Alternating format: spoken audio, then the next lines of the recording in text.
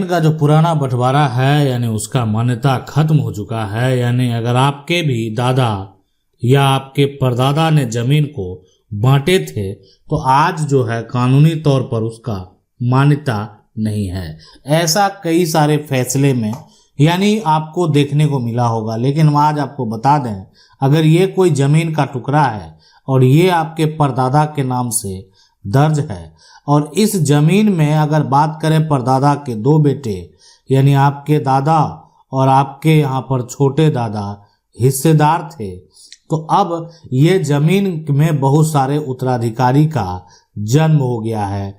अब उन सभी उत्तराधिकारी को किस प्रकार से हक मिलेगा, कैसे मिलेगा?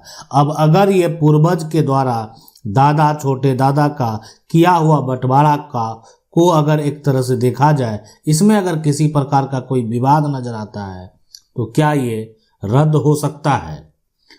तो आज हम बात करेंगे इसी को लेकर। आज सवाल भी इसी को लेकर है। दो भाइयों का बंटवारा है, जमीन है रोड पर। एक भाई ने अपना हिस्सा बेच दिया, जिसने खरीदा उसने सारा हिस्सा अपना रोड साइड में कब्जा कर लिया और जो केस चल रहा था बंटवारा, यहाँ पर जो बंटवारे का उसको जो है उसने कैंसिल कर दिया। तो क्या दोबारा जो है यहाँ पर केस से कर सकते हैं जो होने लगा? देखिए मैं आपको बता दूं सबसे पहले कि इस तरह से जो है ना कोई भी व्यक्ति कोई भी हिस्सेदार का जो है ना, अब अगर ये रोड साइड में फ्रंट है तो उसमें सामान लेने का अधिकार है, समान हक पाने का अधिकार है। ये बात आप समझ लें, समान हक जो है पाने का अधिकार है। अगर कोई भी हिस्सेदार है तो उसको यानी अगर रोड साइड में आप बेच देते हैं, फ्रंट बेच देते हैं, तो कानून ये नहीं मानेगा। इसलिए कि अब सभी हिस्सेदार को इसमें हक लेने का अधिकार है, इसलिए कि इस जमीन की कीमत जो अन्य जमीन है उससे अधिक होती है। तो इसलिए इस सिचुएशन, इस कंडीशन को आप ऐसे समझ सकते हैं।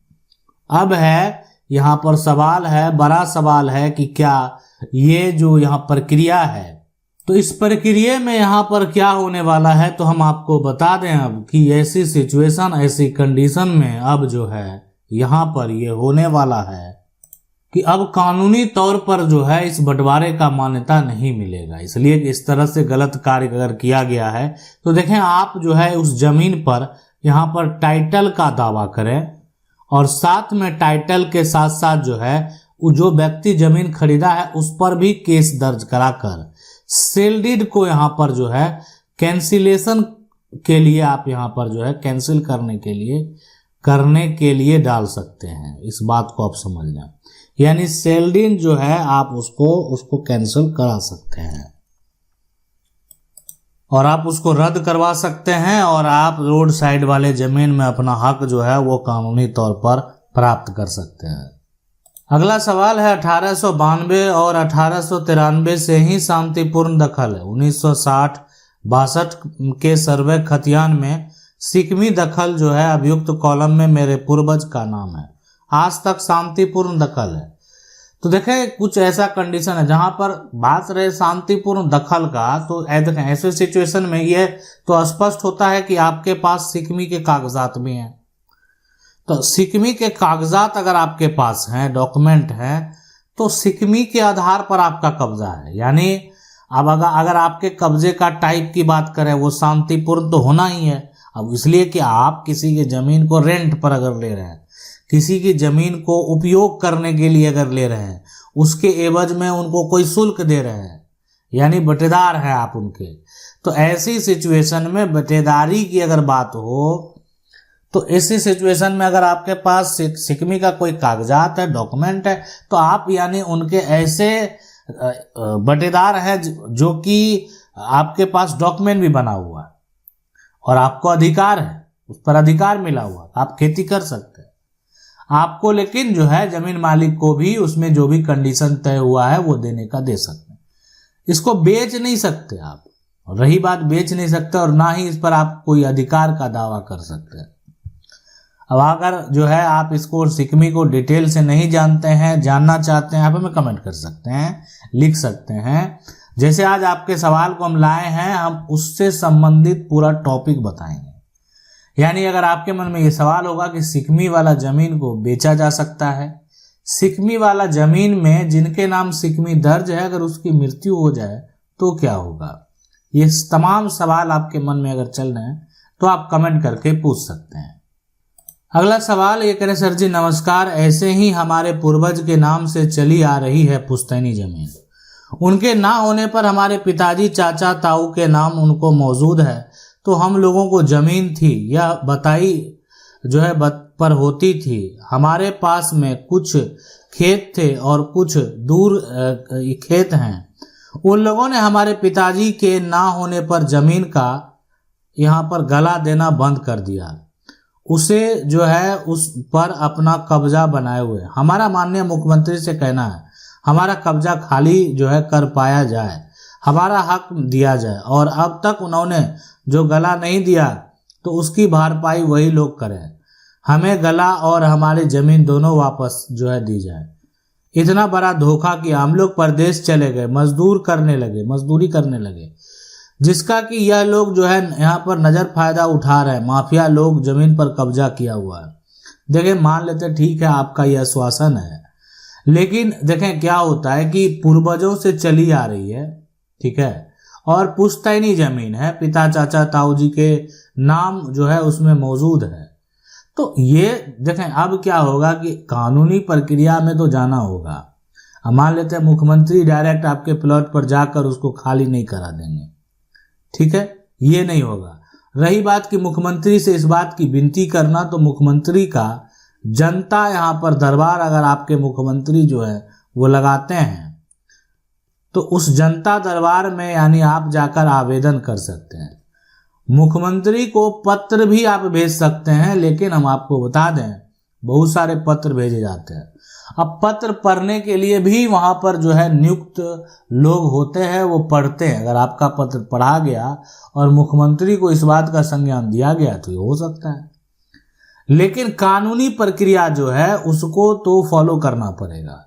मतलब कहने का मतलब कोई पुलिस अधिकारी को ये अधिकार नहीं है कि कोई जमीन को कब्जा करके अगर मकान बना लिया उस मकान को हटा दे।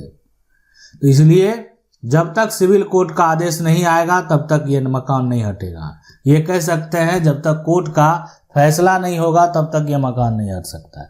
तो ऐसी सिचुएशन में आपको क्या करना है, अपने जमीन का सारा कागजात को निकाल लेना है। जिस जमीन पर अवैध तरीके से कब्जा किया हुआ है उसका एक सही जानकारी प्राप्त कर लेना है, और साथ में आप सिविल कोर्ट में जो है जाएंगे, सिविल लॉयर से संपर्क करेंगे, और वहाँ पर जो है एक तरह से जो ये आपका जो जमीन को अवैध तरीके से कब्जा किया हुआ है, जो व्यक्ति कब्जा किया है उन सभी के नाम पर जो है पर केस दर्ज आप करा देंगे और कोर्ट से उसको नोटिस भिजवाएंगे। कोर्ट से उसको अब वो खुद जवाब देगा कि वो जमीन का उपयोग क्यों कर रहा है, कैसे कर रहा है, किस आधार पे कर रहा है, कैसे जमीन प्राप्त हुआ। तमाम सवाल के जवाब अब जो है यानी ढूंढने की जरूरत नहीं है, वो व्यक्ति खुद देंगे। अब सर 1975 में एक भाई से जमीन लिखा लिया, अब जो है यहाँ पर कैंसल करा के जो है करा पाएंगे नहीं, केस भी चल रहा है, जमीन पर जो रसीद मेरा भी कट रहा है।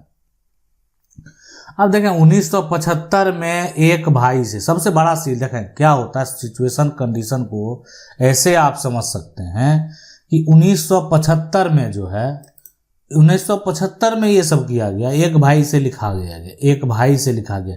तो देखें एक सवाल ये होता है कि इतना दिन पहले लिखाया है, अब आप कहाँ तक थे? मतलब आज जो है आप ढूंढने आए हैं कि एक भाई से लिखा, अब आप दूसरा जगह शेयर लीजिए।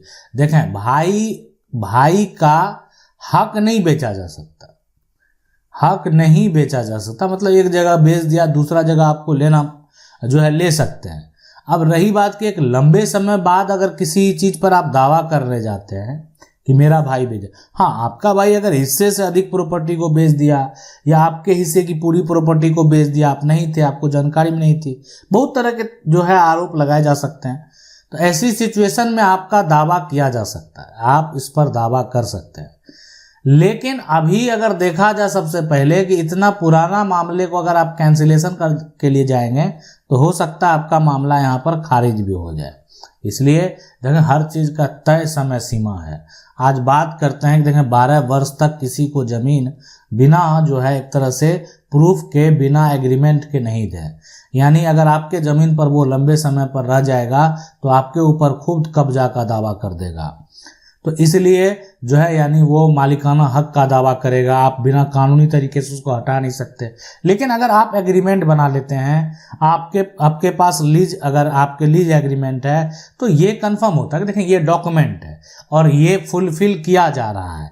अब मान लेते किसी को हम 20 साल का अगर लीज कर देते हैं तो लीज करने का मतलब क्या हुआ कि कानूनी तरीके से हम उसको 20 साल के लिए दे रहे हैं। 20 साल के बाद उसका कोई अधिकार नहीं है और उसमें टर्म एंड कंडीशन भी है कि इसको कैंसिल कैसे कराना है, इसका रूल और रेगुलेशन का पालन कैसे करना है। नहीं फुलफिल करेगा तो कैंसिल हो जाएगा। आशा करते हैं वीडियो अच्छा लगा होगा। वीडियो लाइक जरूर कर दें। चैनल को पहली बार देख रहे हैं सब्सक्राइब करके जो बेल आइकन है उसको जरूर दबा लें। मिलते हैं अगले वीडियो में, तब तक के लिए जय हिंद।